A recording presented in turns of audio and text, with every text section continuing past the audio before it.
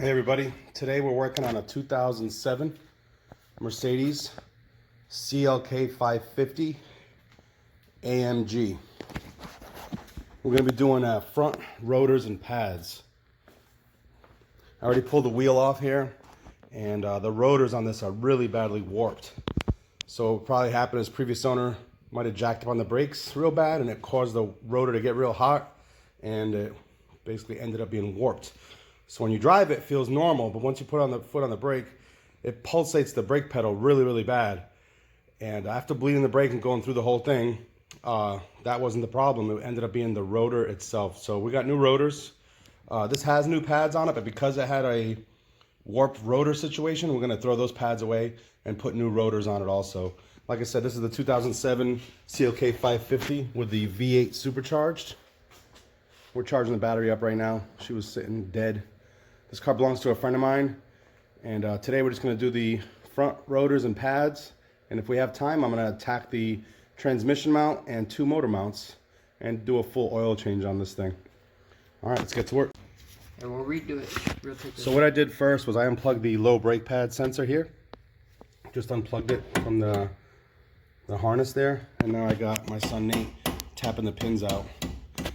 Do not unbolt these Allen heads. This basically holds the caliper together. This is a 4-piston caliper, real big brake system.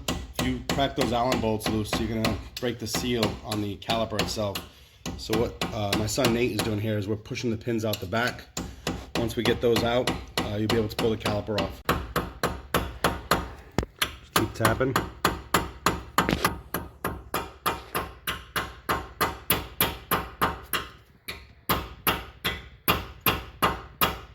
So what we're doing right now real quick, just to give us some more leverage, again, this harness for the low brake pad sensor off, and that's an 8mm bolt in the back, and it's real easy to take off. Once you get that off, you can get this whole harness off the back and just move it out of the way so you don't risk damaging anything. So once you tap these pins loose like we're doing with this little owl here, what you do is you put pressure on this like retainer clip on the top. Once you apply pressure, you can just slide the owl right out. Once you get that one out, you'll see what Nate's doing here. He's just going to move it out of the way, and then that one's going to come out the same way. See, the pins are out, and then the little retainer clip is just here. See? So we need a screwdriver to pry the caliper off now. So what we're going to do now is pull these brake pads out, because we have to actually remove the caliper bracket bolts once we get these calipers out and moved out of the way. Here comes one. Okay, there's the caliper with a sensor. So you can see the sensor here. So with this sensor here, it's very sensitive because it has this little plastic reed in it. You gotta pull it out nice and soft and easy like that. See how I use that clip? Once you pull that out, I'll show you here. Ready? There you go. See that? And then pull a little retainer clip out. And you can just pop this back in when you're done. We'll put this aside so I don't break it.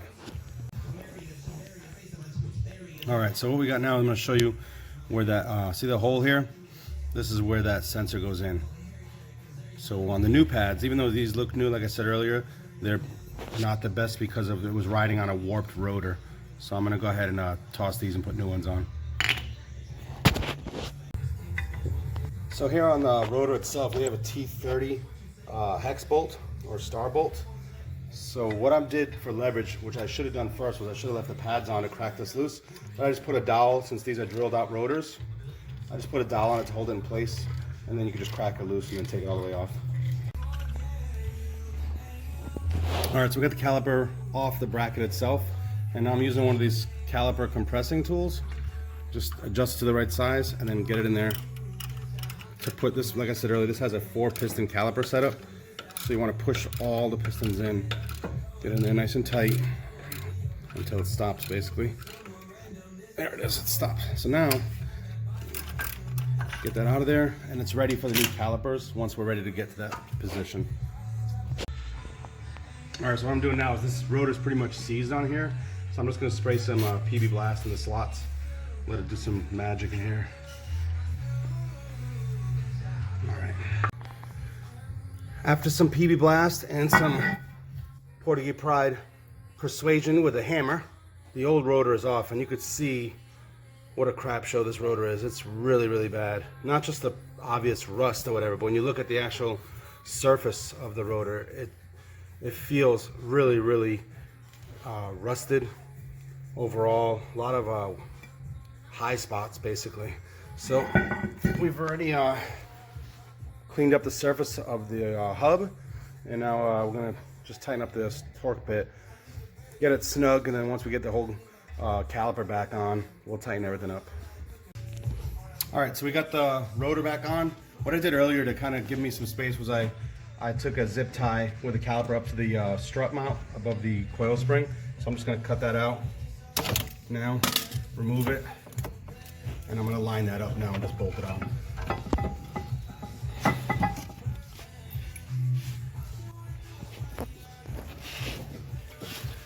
I'll get my head in here so you can see what I'm doing. All right, top one's lined up.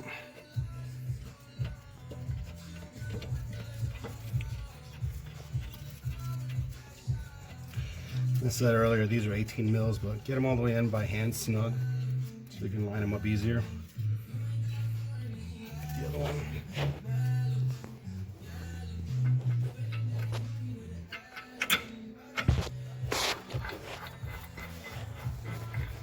All right, getting those on.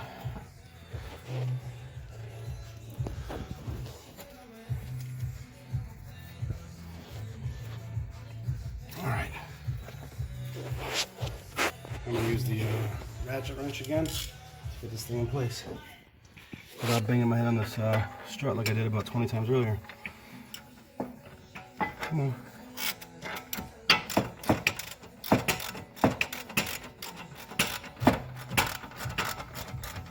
This angled ratchet wrench I'm using, it's like a breaker bar, but you can bend it all the way to a 90 degree. It works perfectly for these tight positions like this.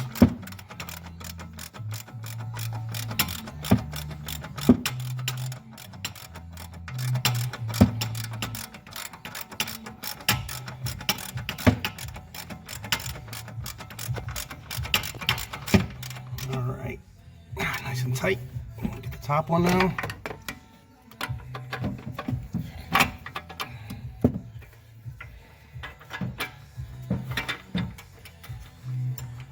Come on, get in there.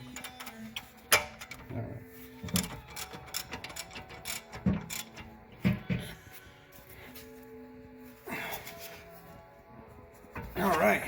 All right, we'll pause there, grab the hold. So this kit with the rotors and pads, I remember when I did brakes on this car last time, it didn't have the little hole drilled out for the sensor. So make sure that they have it. So these two have it. There's only one sensor per wheel, and all four of these have holes. So we're in luck here. And it also came with new retainer clips. So we get the pads slid in first, and then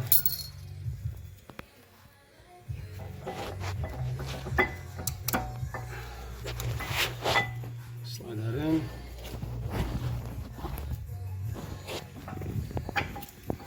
Slid in nice and easy, just like that.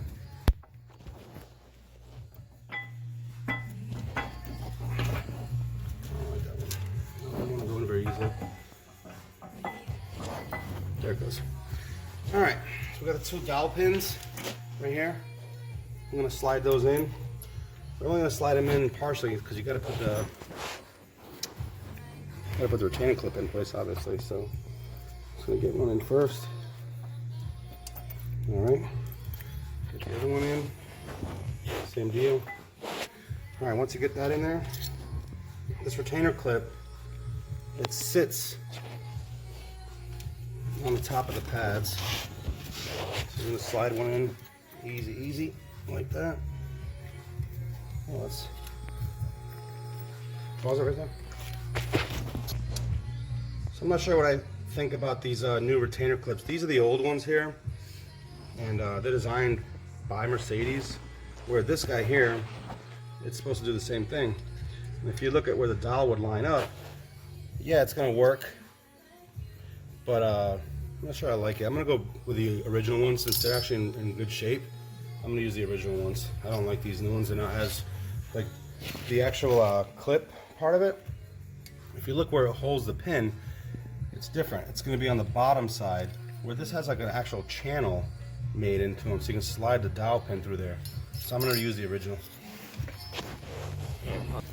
Yeah. Ooh, where's the other one at?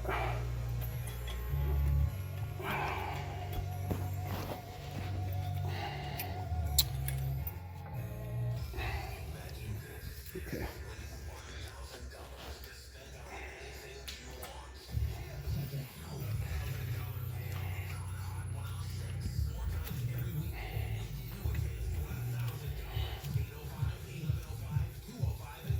Okay. All right. So I'm just going to set them in place.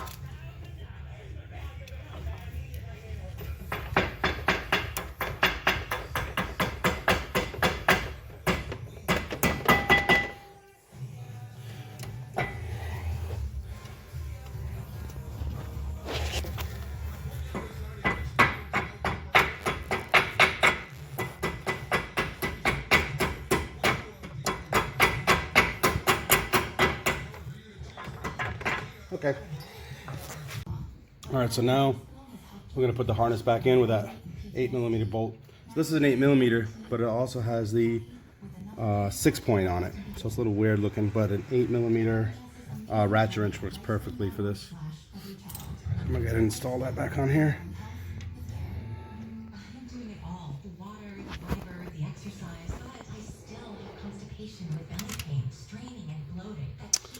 Got a little bit of a play here. I'm not sure I like that.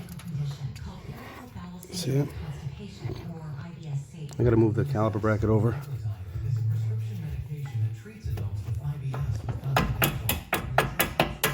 There it goes. Alright. Let's try it again. Do not give to children less than 6, and it should not be given to children 6 to less than 18. It may harm them. Do not take Linzess if you have a bowel blockage. Get immediate help if you develop unusual or severe stomach pain, especially with bloody or black stools. The most common side effect. I don't know if you caught that earlier, but the retainer clip wasn't slid all the way in place. So if you don't have it slid all the way in place, you won't be able to line this thing up, hold it in place properly.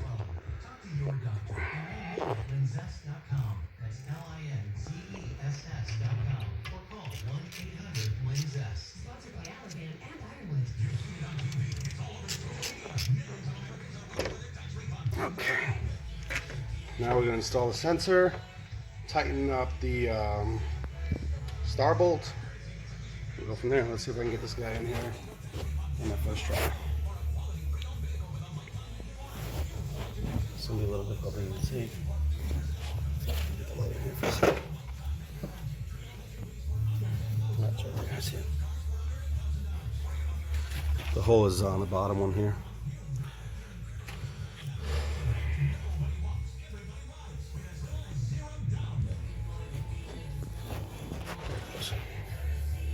Boom, in place. And then make sure you line up the 2 prongs. Done. That's in place. So we're all lined up. Sensor's brand new. Have that in place. We're good. So before you put the wheel on, you also want to clean all the grease that was on your hands. And these things actually come with a packing or shipping grease on them to protect them from getting any rust on them or anything like that. So just want to clean them off, both front and back. Get them all cleaned up. That's it. Let's get this wheel on. As you can see, I put a box underneath the thing just to catch all the rust, but I should have done that from the get-go because there's a lot of rust on the floor. All right, finishing up right now.